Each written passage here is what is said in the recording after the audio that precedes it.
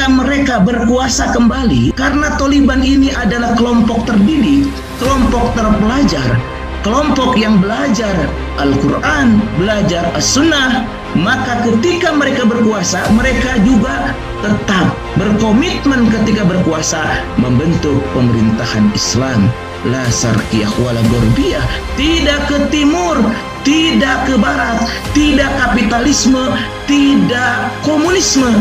Nah, ini kan menarik. Kenapa pemerintahan yang diusung oleh Taliban itu adalah pemerintahan Islam? Karena memang Taliban itu ingin melaksanakan, merealisasikan syariat Islam. Taliban itu sangat paham bahwa Islam itu aslama yuslimu islaman bahwa muslimun. Islam itu adalah agama yang menyelamatkan. Maka kalau pemerintahan Afghanistan ini ingin menyelamatkan rakyat Afghanistan, ingin menyelamatkan masyarakat Afghanistan, ingin menyelamatkan dunia, maka hukum yang berlaku adalah hukum Islam. Nah, di sini justru kita melihat konsistensi antara nama dengan perilaku yang dilakukan oleh Taliban. Jadi Taliban itu adalah kelompok terdidik, kelompok terpelajar yang kemudian bertanggung jawab karena ilmu dan keimanannya untuk membangun negeri di Afghanistan. Pertanyaan selanjutnya, kok kenapa kelompok terpelajar, kelompok terdidik bawa AK-47, kemudian membawa senjata, membawa granat, membawa bom dan lain sebagainya? Kita harus pahami bahwa Afghanistan itu adalah negeri yang sedang dijajah, negeri yang berjuang untuk mengusir penjajahan. Kalau kita lihat ke belakang, TNI, Tentara Nasional Indonesia itu dari 3 kekuatan.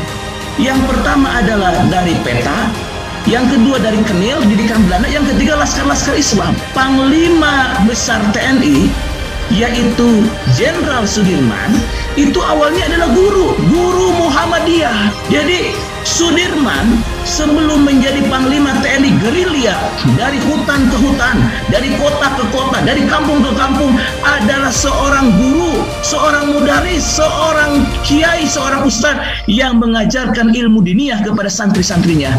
Tapi ketika Jenderal Sudirman itu seorang guru itu sadar bahwa negerinya sedang dijajah, maka beliau angkat senjata. Beliau itu kader Hizbul Wathan.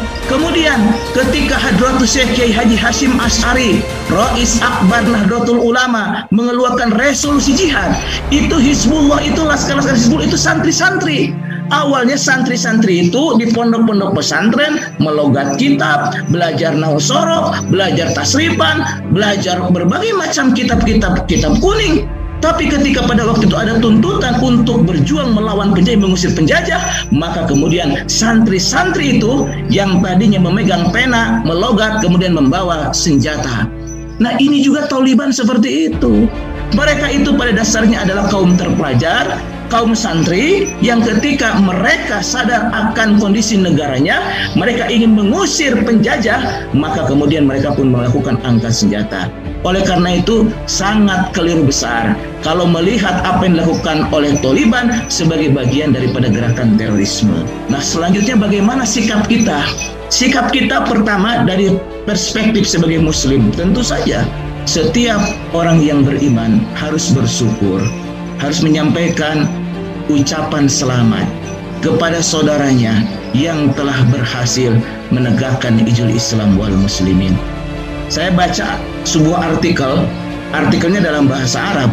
Dalam artikel itu menarik, temanya adalah guncangan Taliban. Temanya terkait dengan keterkejutan dunia barat dan kebahagiaan umat Islam atas kemenangan Taliban. Tentu kita sebagai umat Islam harus bersyukur dan membantu. Coba perhatikan Taliban. Ketika gerakan Taliban itu berhasil mengusir penjajah Amerika, apa yang mereka lakukan? Mereka tidak mengadakan konser musik, mereka tidak melakukan malam apresiasi seni, tapi mereka membaca surat An-Nasr. Mereka menyampaikan firman Allah karena mereka paham kemenangan dan pertolongan Allah ini adalah semata-mata karena Allah Subhanahu wa Ta'ala. Nah, oleh karena itu maka kita harus bersyukur, kita menyampaikan selamat, dan kita pun harus siap bersinergi, bekerja sama dengan Taliban untuk membangun Afghanistan agar Afghanistan menjadi negeri yang baldatun thayyibatun wa rahmah. Kemudian dalam perspektif kenegaraan, seharusnya apa yang dilakukan oleh pemerintah Indonesia, dalam hal ini adalah Presiden Republik Indonesia, melakukan langkah yang lebih-lebih dari negara lain. Karena pertama, Indonesia adalah negara muslim terbesar di dunia. Yang kedua, Taliban pun pernah datang ke Indonesia. Sebagai bentuk penghormatan ini, adab Taliban luar biasa.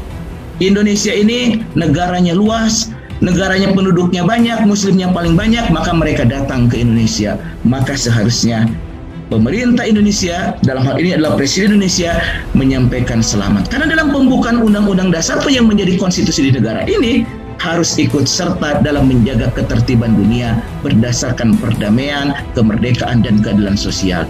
Nah, seharusnya pemerintah melakukan hal seperti itu, bukan kemudian melakukan teror kepada justru umat Islam dengan sebuah framing, awas, waspadai kemenangan Taliban, jangan sampai menginspirasi kelompok radikal di negeri ini untuk melakukan gerakan penegakan khilafah dan lain sebagainya. Ini kacau, ini ngaco.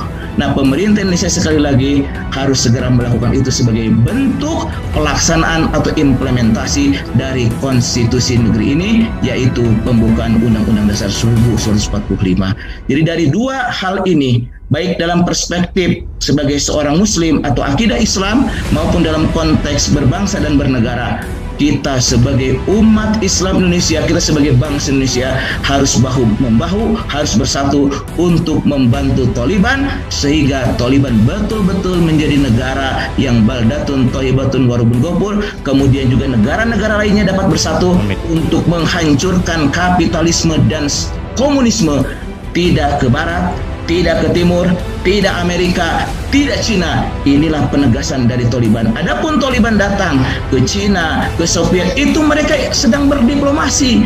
Kalian jangan ganggu kami akan membangun negara ini. Bukan dalam konteks bekerja sama, dalam konteks ideologi. Tetapi ketika berbicara ideologi, inna dina indallahil Islam, bahwasanya hanyalah Islam agama yang diridhoi Allah, hanyalah Islam agama yang benar, hanyalah Islam kalau dianggap ideologi yang benar. Makanya Taliban tidak ke timur, tidak ke barat, tidak demokrasi, tidak kapitalisme, tidak komunisme, tapi pemerintahan Islam. Allahu Akbar.